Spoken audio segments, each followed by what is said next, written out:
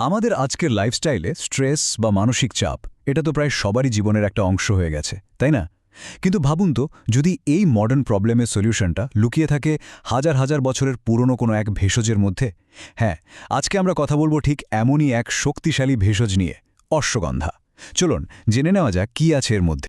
দিন শেষে কি খুব ক্লান্ত লাগে? মানে সারাদিনের কাজের চাপ, দৌড়ঝাঁপ, নানা টেনশন সব মিলিয়ে শরীর আর মন দুটোই যেন একেবারে নিস্তেজ হয়ে পড়ে।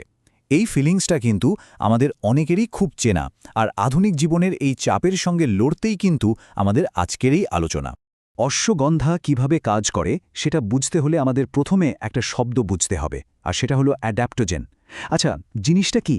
খুব সহজ করে বললে অ্যাডাপ্টোজেন হলো আমাদের শরীরের জন্য একটা থার্মোস্ট্যাটের মতো।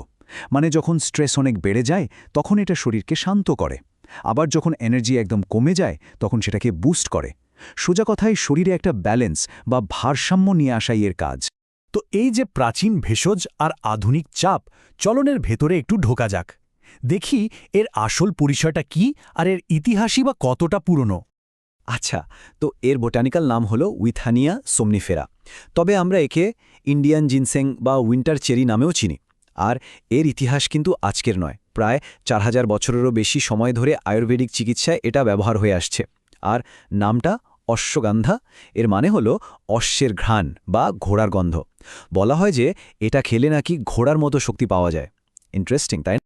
অশ্বগন্ধার তো অনেক গুণ, তবে যে কারণে এটা সবচেয়ে বেশি পরিচিত সেটা হলো স্ট্রেস কমানো। মানে একে স্ট্রেস রিলিফের একজন স্পেশালিস্টই বলা চলে। চলুন দেখি এটা ঠিক কিভাবে আমাদের স্ট্রেস কমায়। যখন আমরা খুব বেশি স্ট্রেসে থাকি তখন আমাদের শরীরে কর্টিসল নামে একটা স্ট্রেস হরমোন বেড়ে যায়। এর ফল কি হয়?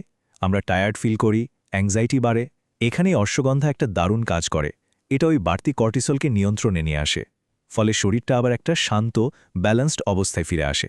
আর তখনই আমরা আমাদের এনার্জিটা ফিরে পাই। আর এটা কিন্তু শুধু মুখের কথা নয়, এর পেছনে সলিড সায়েন্স আছে।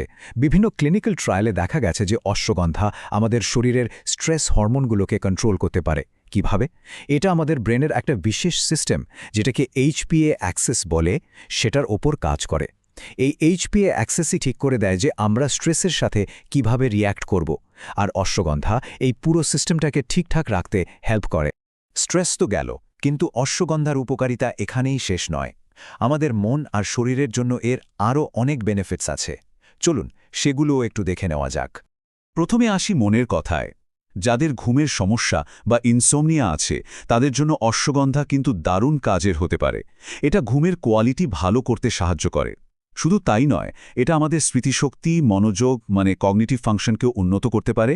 এমনকি মুড ভালো রাখতেও এর ভূমিকা আছে। এবার আসি শরীরের কথায়। অশ্বগন্ধা আমাদের এনার্জি আর স্ট্যামিনা বাড়াতে সাহায্য করে, মানে ক্লান্তি দূর করে। সে সাথে আমাদের ইমিউন সিস্টেম বা রোগ প্রতিরোধ ক্ষমতাকেও কিন্তু বুস্ট করে। এর আরও একটা বড় গুণ হলো এটা অ্যান্টি ইনফ্ল্যামেটরি, মানে শরীরের ভেতরের প্রদাহ কমায়, যা আর্থ্রাইটিসের মতো সমস্যায় বেশ উপকারী। এমনকি হার্টের স্বাস্থ্যের জন্য এটা ভালো কাজ করতে পারে। এত সব উপকারিতার কথা শোনার পর মনে প্রশ্ন আসতেই পারে, আচ্ছা এটা ব্যবহার করব কিভাবে? আর এটা কি সবার জন্য সেফ? একদম ঠিক প্রশ্ন। চলুন এবারের ব্যবহার আর সেফটি নিয়ে কথা বলা যাক। দেখুন, অশ্বগন্ধা কিন্তু পাউডার, ক্যাপসুল, এমনকি চা হিসাবেও পাওয়া যায়। সাধারণত দিনে 300 থেকে 600 মিলিগ্রামের একটা ডোজ সাজেস্ট করা হয়। তবে এখানে সবচেয়ে জরুরি কথাটা হলো, যে কোনো নতুন সাপ্লিমেন্ট শুরু করার আগে প্লিজ একজন ডাক্তার বা হেলথ কেয়ার প্রফেশনালের সাথে কথা বলে নেবেন। এটা কিন্তু মাস্ট। তবে একটা কথা খুব স্পষ্টভাবে মনে রাখতে হবে, অশ্বগন্ধা কিন্তু সবার জন্য নয়।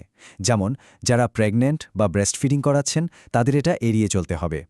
যাদের অটো ইমিউন ডিজিজ আছে, মানে শরীরের রোগ প্রতিরোধ ব্যবস্থা নিজের বিরুদ্ধেই কাজ করে, তাদের জন্য এটা ঠিক নয়। আবার কোনো সার্জারির আগে বা হরমোন সেন্সিটিভ প্রোস্টেট ক্যান্সার থাকলেও এটা নেওয়া যাবে না। So be very careful. আরেকটা বিষয় হলো সাইড এফেক্টস। খুব বেশি ডোজে নিলে কিন্তু পেট খারাপ, বমি এসব হতে পারে।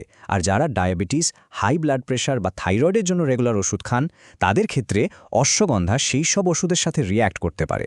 তাই আবারও বলছি, ডাক্তারের সাথে পরামর্শ করাটা কিন্তু ভীষণ জরুরি। তো পুরো আলোচনা তো হলো, এবার তাহলে শেষ কথায় আসা যাক, মানে ফাইনাল টেকঅ্যাওয়েটা কি? দেখুন, এটা পরিষ্কার যে অশ্বগন্ধা শুধু একটা প্রাচীন ভেষজ নয়, এর পেছনে কিন্তু সায়েন্টিফিক সাপোর্টও আছে, বিশেষ করে স্ট্রেস কমানোর ব্যাপারে। এটা নিঃসন্দেহে প্রকৃতির একটা দারুণ উপহার, কিন্তু এর পুরো সুবিধাটা নিতে হলে একে দায়িত্বের সাথে এবং জেনে বুঝে ব্যবহার করতে হবে। তাহলে শেষ পর্যন্ত প্রশ্নটা এটাই দাঁড়ায়, আমাদের আজকের দিনের আধুনিক সব সমস্যার সমাধান কি আসলেই প্রাচীন জ্ঞানের মধ্যেই লুকিয়ে আছে? অশ্বগন্ধার মতো হাজারো বছরের পুরনো প্রতিকারগুলো যখন আধুনিক বিজ্ঞানের সাথে হাত মেলায়, তখন কি আমাদের জীবনযাত্রার মান আরও উন্নত হতে পারে? এটা কিন্তু ভাবার মতো একটা বিষয়।